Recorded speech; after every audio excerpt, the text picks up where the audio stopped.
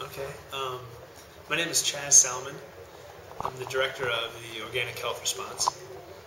I'm from Glenwood Springs, Colorado, small town in the mountains.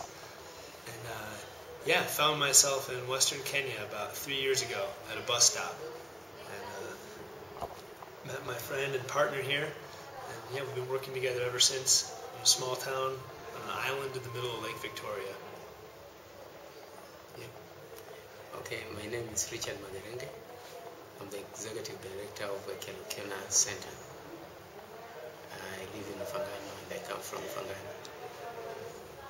Okay, so why don't you tell us a little bit about the center, how it got started, what the goal for the center is?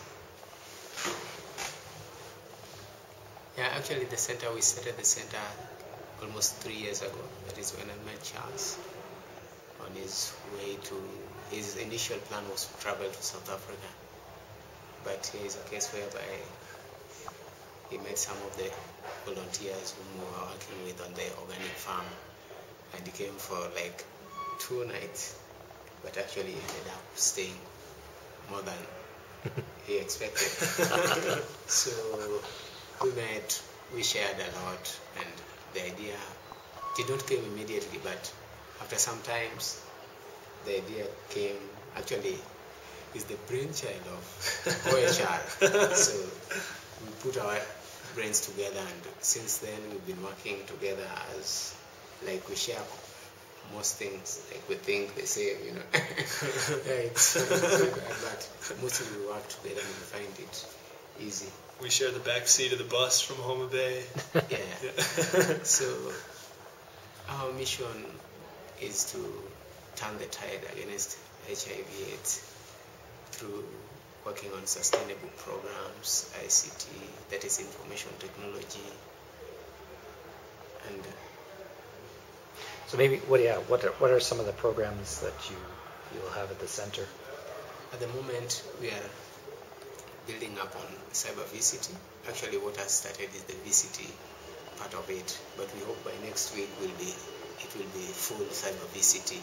Cyber VCT, that is voluntary counseling and testing, whereby the center is acting as a club. So for you to use the resources of the club, you have to be a member. And to join the club, you have to know your HIV status. Mm-hmm. So you have to go through counseling and testing with our VCT counselors that are based at the site. And has that started? Actually, we started by 9th of June. Mm-hmm. And up to this moment, we've tested around 400 people. Wow. Is that just from the island or neighboring islands as well? Actually, just from the island and mostly from Mfangano East location. Wow. How many people are on the island? Around 20,000. 20,000? Yeah. Wow. But actually that number, 400, actually places us in our first month of operation as the leading VCT center in Suba district, which we knew this idea would work, but never really been tried before. The idea that if you want to become a member of a club, the membership requirement would be that you know your status, and that idea has really been something that we've kind of built all of our programs around. Maybe fill in people a little bit about that stigma about knowing your status, because that may not be something that most North Americans or other people in developed nations think twice about. Why is there such a maybe stigma around knowing your status? One thing is that, the attitude that people had initially when they think about HIV or somebody who is infected is death. Because that one had been going on for so long, like the organization doing the advertisement was saying HIV kills, it kills really, but by then there was no care. So people developed that attitude that they fear this thing because the only way there's no survival. If you get HIV/AIDS, it's death. Mm-hmm. There has been no hope in this. But now there's hope, there's care, and we are really trying. We've talked with our partners that is offering HIV care services in the district, and actually they're really with us on the same page, and very soon we'll be starting care services there. Because what most people need is that they come, know their status at the same place, and that is where they get care services, rather than I get tested here and I'm referred to another institution. We've set up a referral system that is really well, but we are doing follow-ups, and not many people are going for referrals. So you have counselors available as well? Yeah. Or? So we have 2 full-time VCT counselors that do all the counseling and testing. But I think one thing, VCT has been something that's existed in Kenya for a long time, throughout East Africa. But the real problem with so many static or standalone VCT sites, as I see, is one, exactly what Richard's talking about. That for so many people, there really has been no linkage between counseling and testing and treatment. So for so many people, there was really no reason to know their status. But on top of that, I think there's been a real issue with stigma in the community about people being seen going for VCT. If you are a married person in the community, especially in rural villages where conversation networks are really dense, to be seen going for VCT suggests that you've been unfaithful. And why would you be worried about your HIV status? If you're a church leader or a pastor or a political leader or an elder, it raises all kinds of issues of morality. And I think if you're a sexually active young person, nothing's going to ruin your reputation like a rumor that you're worried about HIV. Exactly.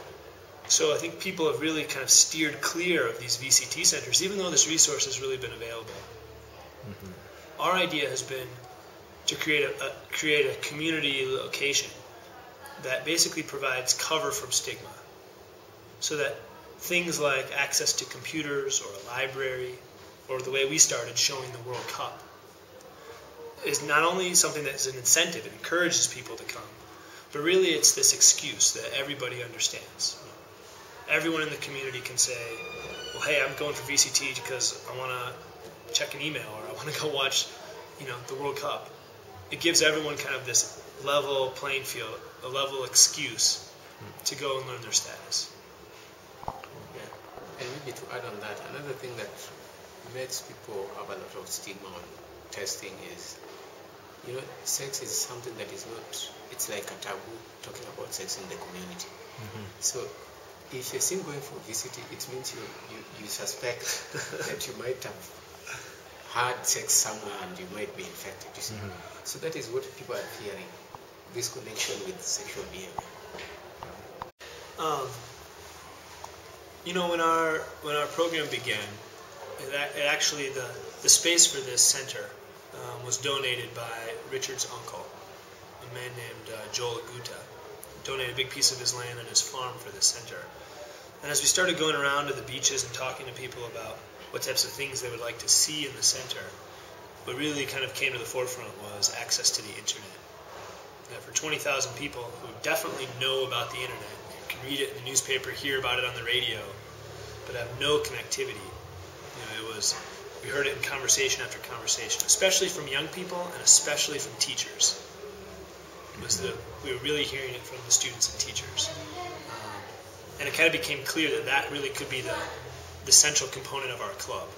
That if we were going to put one feature that would really incentivize counseling and testing, but also something that everyone would understand, it was this idea of a cyber cafe. So that's really the birth of cyber VCT. And you find that all this also started through internet. And the first time we were holding the community meeting, before we started, we wanted to tell the community what we are thinking of and to get their ideas. And people did not understand what internet is. And then people were wondering, what is this internet? Like, people communicate, and I did some postings about organic activities on the island. That is how we started getting volunteers to come. Yeah. So people were wondering, how do we connect with somebody in America, and this is somebody you've never seen, you've never met, until it reaches a point whereby you meet and it reaches the exact place, Tell them about Wolf, tell them how you started. Yeah, actually I started around 5 years ago, and by then internet was like something that was not existing in those areas, especially in Suba. So I met a certain volunteer who came to work with the former teacher. Actually, he was a former teacher, and he was the only wolf farm around. So I met this lady from Germany, and as youths we formed some HIV/AIDS active group. So we were doing some advocacy, especially in primary schools and in churches for the youths. So she got interested in what we were doing, and she started getting involved. Then she came and we get involved in this project, and we discussed a lot, and I inquired how she came, and what UF was about, because I did not understand it then. He gave me the website address. By then I was just undertaking my computer training. I was being trained by a certain US Peace Corps volunteer. He was working with some women group, and he started up this computer training institute. Then through that, after completing the Word, Excel, and all those packages, we were to do the internet part of it, how to browse and all that. Then the only way to do it was through ECPE. So it did not work. It did not Explain go what ECPE is. This is an international research center where they do research about malaria and other pests and fly and all that. So this was the only place that you could access internet, and it was only meant for the organizations who rent the buildings where they put their offices. So I would sneak in. Don't show them this. I hope they won't see that. So I used to sneak inside for me to get the postings there. Actually, the last batch of it for me to get fully registered with UF, I had to submit the profile and all that through snail mail, the post, because I was risking too. So long as I got in touch, because that was the only way to get their information, and I could print it. Actually, I used to work with a diskette by then as the only memory device by then. Right. So I had one diskette, downloaded all that, went and printed in Homa Bay. So I had to fill the forms handwritten and actually post it to the organization. And that is how it started, and I started receiving volunteers. Are you familiar with WOOF? It's Worldwide Opportunities on Organic Farming Sorry, organization. say it louder. Worldwide Opportunities on Organic Farming. Organic farming, okay. Yeah. So it's an amazing network of farms around the world where you can go and stay for free in exchange for labor on the farm. Right. So yeah, Richard got his farm posted on WOOF, and that's when the first volunteers started coming. Yeah, so people were so much interested when Charles came with a laptop, and nobody has ever seen it. People would surround him, young people, like they want to see what the guy is using. Yeah. So that interest built up, and also I'm a trained voluntary counseling and testing counselor, and with my experience on HIV/AIDS, together with Charles, he was also interested. That was his interest, especially HIV on Lake Victoria. So we discussed a lot, and this idea came up.